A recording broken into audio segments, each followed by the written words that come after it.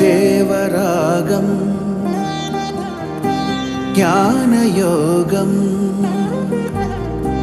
వ్యాసపీఠం బహువేదశాస్త్రం బోధామృతహిత శ్రీమన్నారాయణం శివగౌరీ సంభాషిత సకల పురాణం అష్టాక్షరి పంచాక్షరి మంత్రావరణం అఖిల దేవతా సంస్తుతి పారాయణం జయమంగళకరమీ ప్రవచన శ్రవణం అనుదినము శుభము సుఖము జీవనగమనం దేవరాగం జ్ఞానయోగం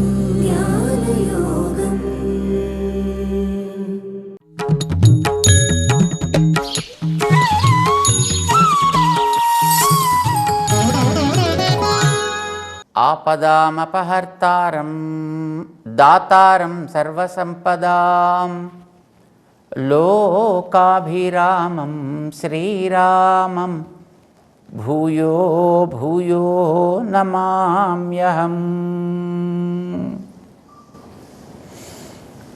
జై శ్రీమన్నారాయణ.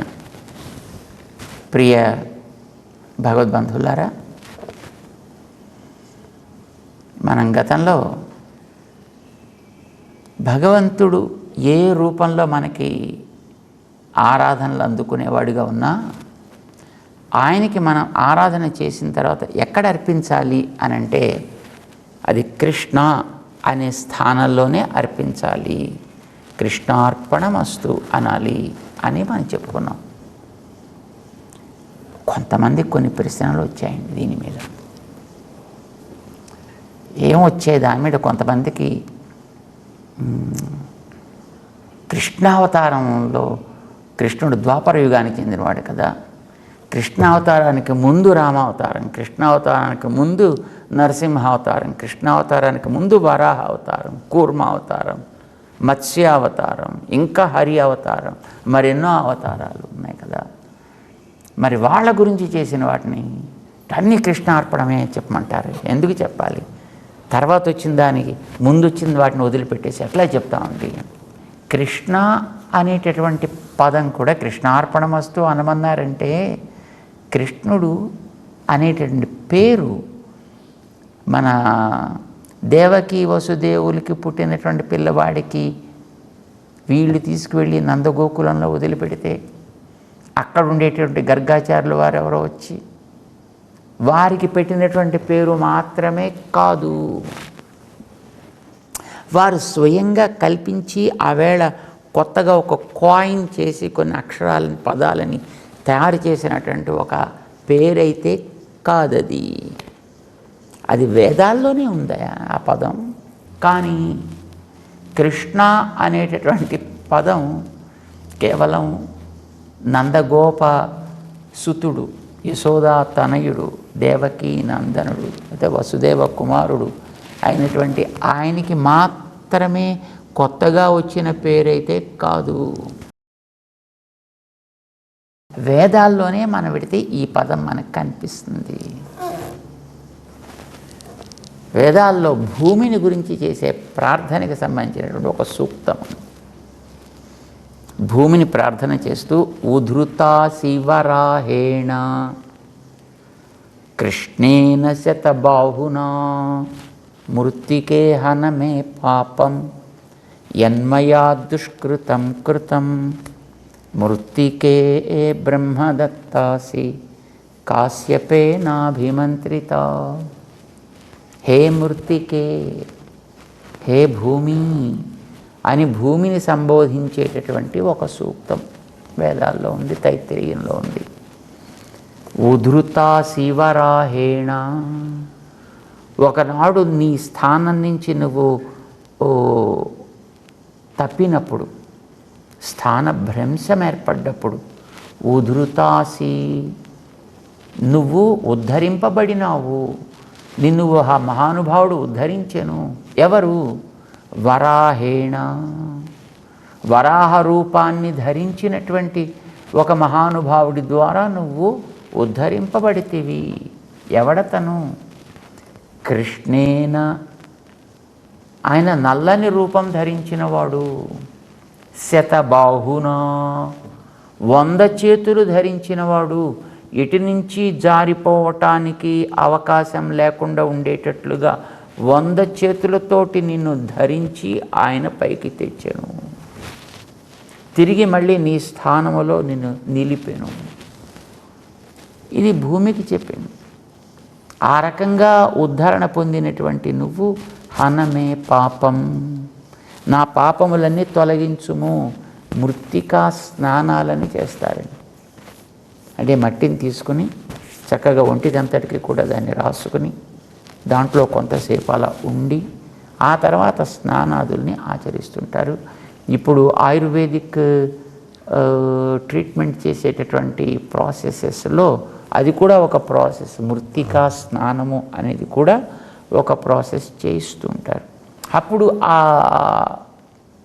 మృత్స్వరూపిణి అయినటువంటి ఆ భూమిని, భూమిర్ధేనుర్ధరణి లోకధారిణి అని, హే భూమి అంటూ ఆ భూమిని సంబోధించి నిన్ను ఉద్ధరించినటువంటి మహానుభావుడి పేరు కృష్ణేన శత బాహునా. కృష్ణుడు, 100 చేతులు కలిగినటువంటి కృష్ణుడు నిన్ను ఉద్ధరించెను. ఇది వేదం చెప్పిన మాట. అది ఎప్పుడు ఉద్ధరణ జరిగింది? ఎన్ని లక్షల సంవత్సరాల క్రితం లేదా ఎన్ని కోట్ల సంవత్సరాలకి పూర్వము అనేది మనకి ఇదమిత్తంగా తెలియదు. కానీ పంచాంగాలు రచించేటటువంటి మహనీయులు ఈ భూమిని ఉద్ధరణ జరిగిన తర్వాత దీంట్లో ఒక బ్రహ్మని ఏర్పాటు చేసి తద్వారా మళ్ళీ కాలానంతటిని కూడా క్రమబద్ధం చేసి నడిపించడానికి ఇప్పటిదాకా 195,85,50,000 పైచిలుకు ఇన్ని సంవత్సరాలకి పూర్వం ఇది జరిగెను. సంవత్సరాలు కాదు, సంవత్సరాలకి పూర్వం ఇది జరిగెను. అంటే ఇంకా అంతకుముందు ఎంతకాలం పూర్వం మనకి తెలియదు. అంటే కృష్ణ అనే పదం అప్పటికే ఉంది అని అప్పుడప్పుడు కొంతమంది పెట్టుకున్నారు. అప్పుడెప్పుడు మంచోండి ఎక్కడైనా పేర్లు పెట్టుకోవాలంటే ఏదైనా ఫ్యాషనబుల్ నేమ్స్ ఎక్కడైనా కనిపిస్తే టక్కుమని తీసి పెట్టుకోవాలని అనిపిస్తూ ఉంటుంది కదా. ఆ వేళ ఉండేటటువంటి స్వరూపాన్ని చూసి నందగోపుడి యొక్క కుమారుణ్ణి చూసినప్పుడు గర్గాచార్యుల వారికి అనిపించింది, ఓ ఈ పిల్లవాడు నల్లగా ఉన్నాడు కనుక ఇతని కృష్ణ అని పేరు పెడితే బాగుంటుంది అని కృష్ణ అని పేరు పెట్టారు ఆయనకి. అంత మాత్రం చేత ఆ పేరు అప్పుడే కొత్తగా పుట్టింది కాదు. చేత ఎవడైతే ఈ మృత్తికా స్వరూపిణి అయినటువంటి భూమిని ఉద్ధరించి దీనికి ఒక ఉనికిని కల్పించి దీని మీద అన్ని ప్రాణులు కూడా సుఖ జీవనాన్ని సాగించగలిగే వ్యవస్థని చేశాడు. అవి మానవుల, దేవతల, తిరియక్కుల, స్థావరాల ఏవైనా కానివ్వండి, వీటన్నిటికీ కూడా ఆ రకమైనటువంటి జీవనాన్ని అందించి అందులో కొంతమందికి ఉజ్జీవన కావాలంటే దానికి కావలసినటువంటి వ్యవస్థని ఏర్పాటు చేసినటువంటి కాలం, ఆ కాలంలో కూడా దానికి ఆ నామం ఉంది. చేసినవాడు ఆయన కనుక నువ్వు ఏది చేసినా ఆయనకి అర్పించవయా. ఎటువంటి ఉపద్రవాన్నించైనా ఉద్ధరించగలిగినవాడు ఆయన. ఇప్పుడు భూమి తన స్థానాన్ని నుంచి భ్రంశము కావడము అనంటే సామాన్యమైనటువంటి విషయం కాదే. అది ఒక రోడ్డు మీద వెళ్ళేటట్టు ఒక వాహనం, ఒక కారు తన దారి తప్పి కింద పడింది అంటే మనకి ఎంత ఉపద్రవమో తెలుసు. అలాంటిది నిరాధారంగా ఉండేటటువంటి అనంతాకాశంలో ఒక రకమైనటువంటి శక్తి విశేషం చేత వాటి స్థానాల నుంచి అది ఏమాత్రము మారకుండా తిరుగుతూ ఉండేటటువంటి గ్రహాలు, అందులో ఒక ప్రధాన గ్రహం జీవరాశికి మూలాధారమైనటువంటి గ్రహం అయినటువంటి ఈ భూలోకం తన గతిని తప్పితే తిరిగి ఆ గతిని దానికి అందేటట్లుగా చెయ్యగలిగినటువంటి తత్వమేదో అది రక్షకం. కనుక అందులో ఉండే వాళ్ళంతా దానికి కృతజ్ఞత చూపించుకునేటట్లుగా ఉండాలి. కనుకనే నువ్వు ఏది చేసినా కృష్ణార్పణమస్తు అనే అనాలి. మనం చెప్పుకోవడం కాదు, ఏదో మనకు ఉండేటటువంటి ఏదో లాజికల్గా ఏదో యుక్తియుక్తంగా బాగుందండి ఇలా కూడా అనొచ్చును అని చెప్పుకోవడం కాదు. ఇది ఇలానే ఉండాలి అనే విషయాన్ని ఆ రూపంలోనే అర్చామూర్తిగా మనకి అందుతుండేటటువంటి ఆ తత్వం ఏదో అదే తత్వం ఈ భగవద్గీతోపదేశం చేసినటువంటి విభవ స్వరూపం కూడా కనుక 9వ అధ్యాయపు 27వ శ్లోకంలో మళ్ళీ అది కూడా ప్రధానమైనటువంటి శ్లోకం 27 అంటే మళ్ళీ 2 కలిపి 9 వస్తుంది. మళ్ళీ ఆ శ్లోకంలో చెప్పింది మనకి ఏమని చూడండి ఒక్కసారి. 9వ అధ్యాయపు 27వ శ్లోకం. యత్కరోషి యదశ్నాసి యజ్జుహోషి దదాసి యత్ యత్తపస్యసి కౌంతేయ తత్కురుష్వ మదర్పణం. యత్కరోషి ఏదేదైతే నువ్వు చేస్తున్నావో నువ్వు చేసేటటువంటి పనులన్నీ కూడా యదశ్నాసి ఎదురుకుండా ఉండే అర్జునుడిని సంబోధిస్తూ చెప్తున్నాడు ఆయన. కనుక నువ్వు ఏదైతే చేస్తున్నావో నువ్వు ఏదైతే అనుభవిస్తున్నావో అని చెప్తున్నాడు అక్కడ. కానీ ఆ భగవతత్వం మనందరి ఎదుట ఉంది, ఇప్పుడు మనందరి చుట్టూ ఉంది. కనుక మనందరినీ కూడా అదే క్రమంలో సంబోధిస్తోంది ఆ తత్వము. ఏమని? యత్కరోషి,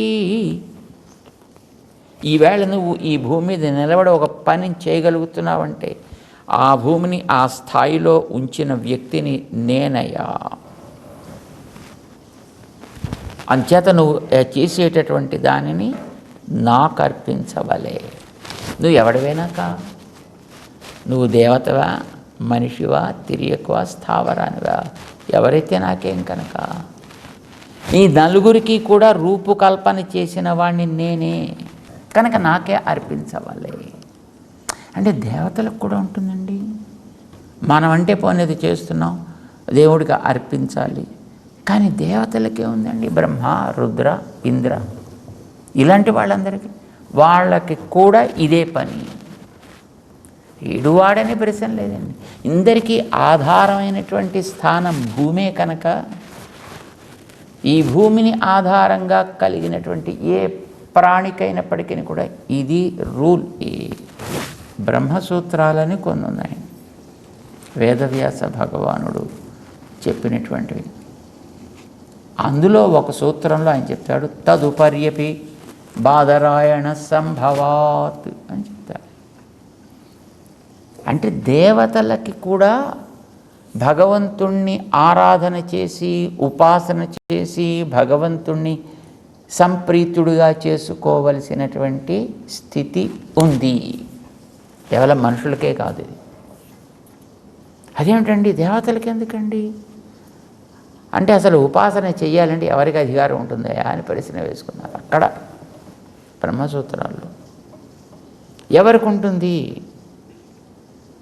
అంటే ఎవడికైతే కోరిక ఉంటుందో, ఎవడికైతే ఆచరించగలిగే శక్తి ఉంటుందో, అర్ధిత్వ సామర్థ్యములు అని అన్నారు. అర్ధిత్వం అంటే కావాలి అనుకోవడం, కోరికలు ఉండడం అని అర్థం అన్నమాట. ఎవరెవరికి కోరికలు ఉంటాయి? అసలు కోరిక లేని ప్రాణే ఉండదండి. చతుర్ముఖ బ్రహ్మగారికి కోరికలు ఉంటాయి.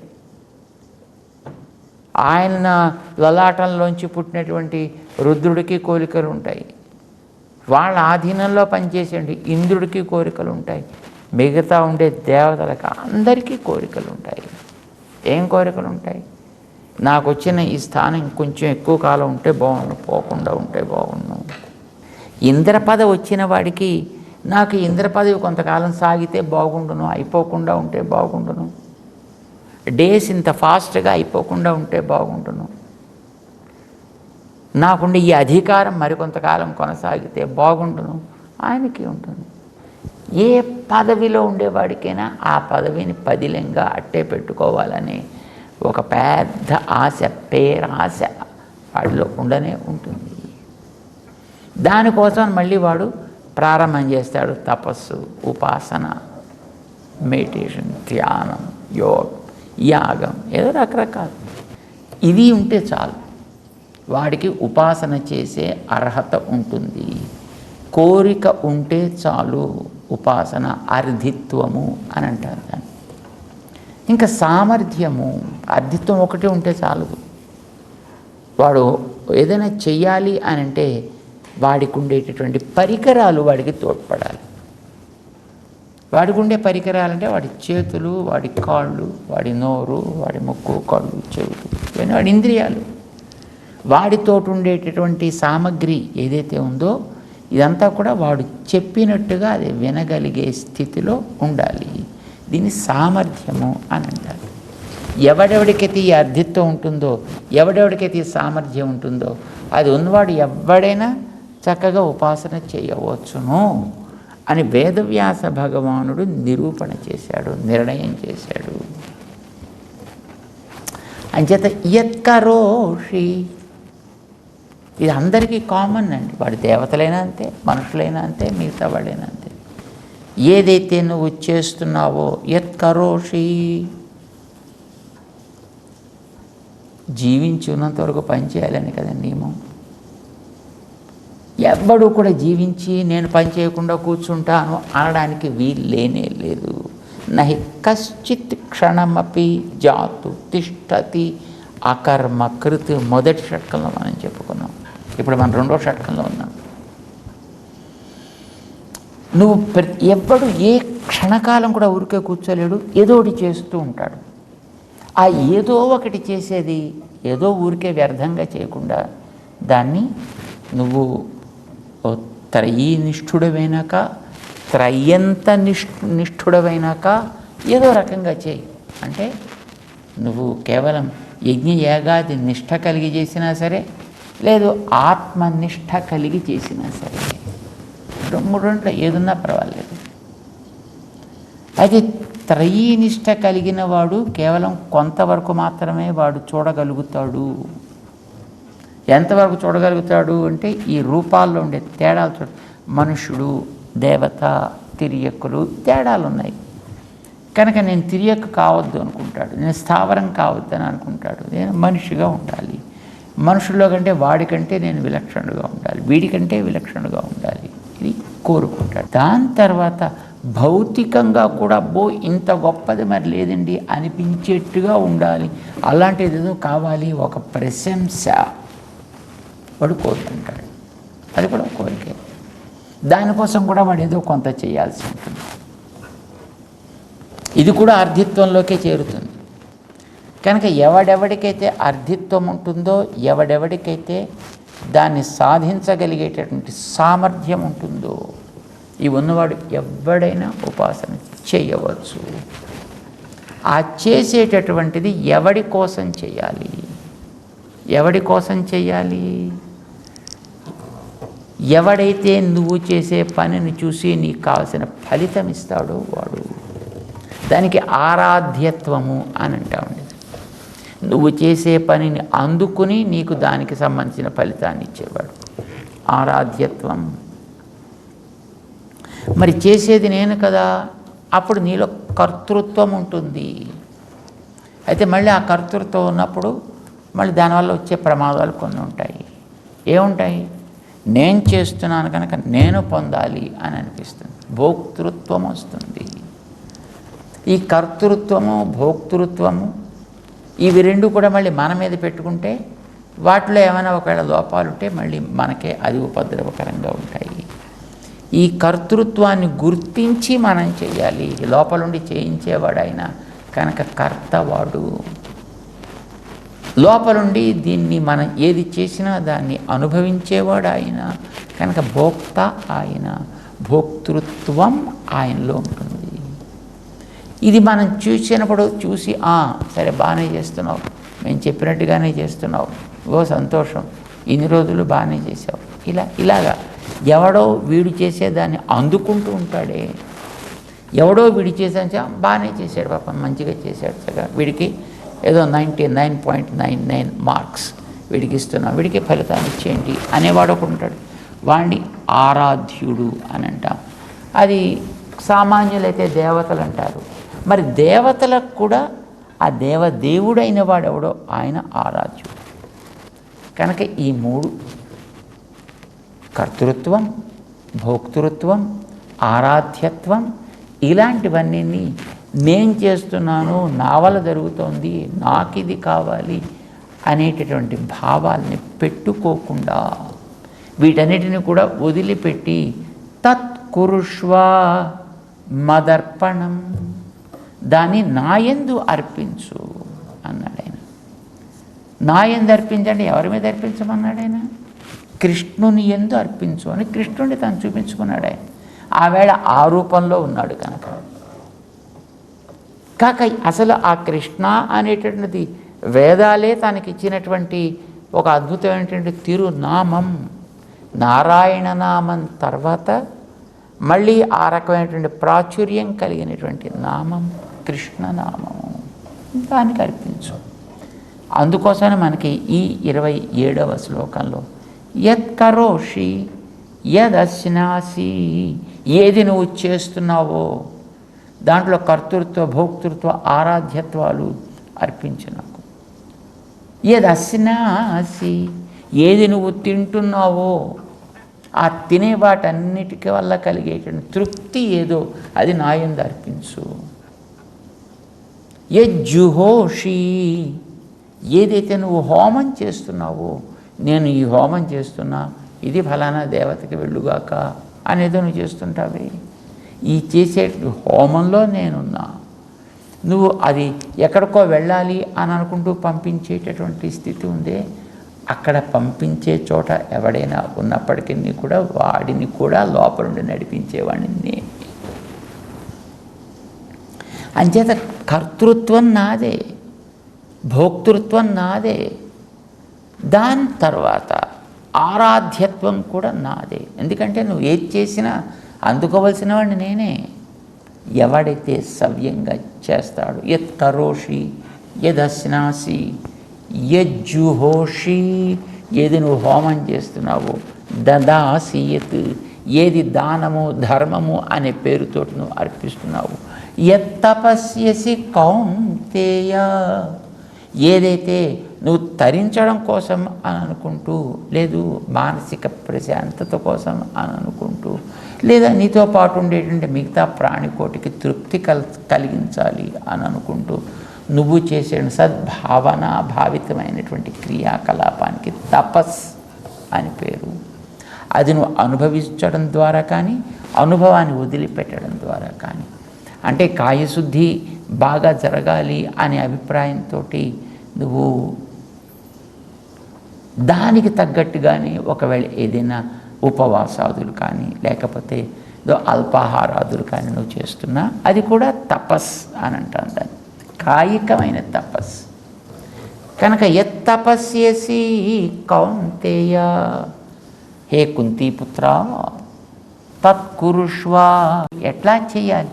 పనిని నాకు అర్పించక్కర్లా, కానీ ఆ పని చేసేటప్పుడు ఉండే భావన అది ఇంపార్టెంట్.